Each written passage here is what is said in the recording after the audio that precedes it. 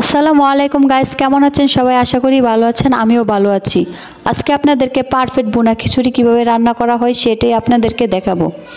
প্রথমে আমি কিছু মশলা বেটে নেব। এখানে আদা, রসুন, জিরা একসাথে আমি বেটে নিয়েছি পরিমাণ মতো যতটুকু লাগবে। তারপরে কিছু পেঁয়াজ কুচি দিয়ে ভেজে নিচ্ছি। যখন এরকম ভাজা হয়ে যাবে তার মধ্যে দিয়ে দিলাম দারচিনি দেওয়ার পরে দিয়ে দিচ্ছি চিকেন। আজকে কিন্তু আমি ভুনা খিচুড়ি রান্না করব চিকেন দিয়ে।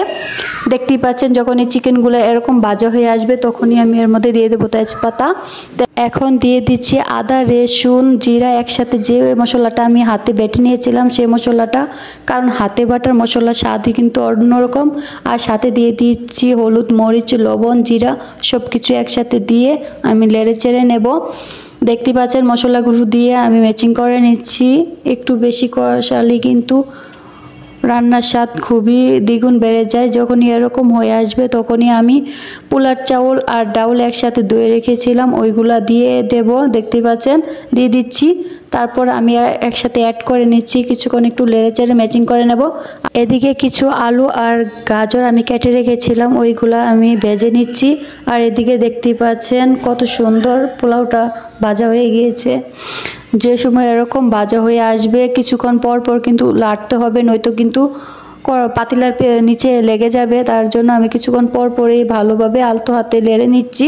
যখনই এরকম ভাজা হয়ে আসবে তখনই দিয়ে দেব কিছু কাঁচামরিচ। আমি বেশি কাঁচামরিচ দেবো না, কারণ আমার ছেলেরা ঝাল খেতে পারে না।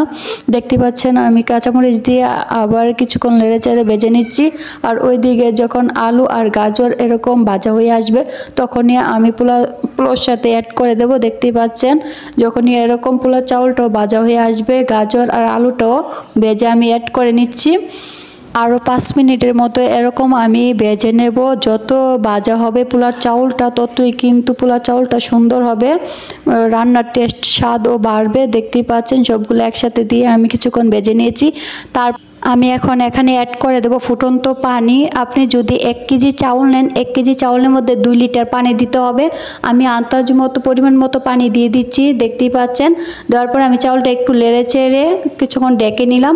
প্রায় 20 মিনিটের মতো ডেকে রাখবেন। 20 মিনিট পরে চলে আসলাম। দেখতেই পাচ্ছেন কত সুন্দর হয়েছে ভুনা খিচুড়িটা। এখনই আমি একদম নিচের থেকে উপরের দিকে নেড়ে চেড়ে ম্যাচিং করে নেব, কারণ নিচেরটা উপরে দিয়ে দিলে কিন্তু একসাথে মানে সবগুলোই সুন্দরভাবে সিদ্ধ হয়ে আসবে। দেখতেই পাচ্ছেন আমি আলতো হাতে আস্তে আস্তে এগুলা ম্যাচিং করে নিচ্ছি। আমরা কিন্তু রেস্টুরেন্টে না যেয়ে বাসে এভাবে রান্না করে খেতে পারি। দেখতেই পাচ্ছেন কালারটা কত লোভনীয় হয়েছে। এখন আমি একটু ডেকোরেশন করে নেব। প্রথমে আমি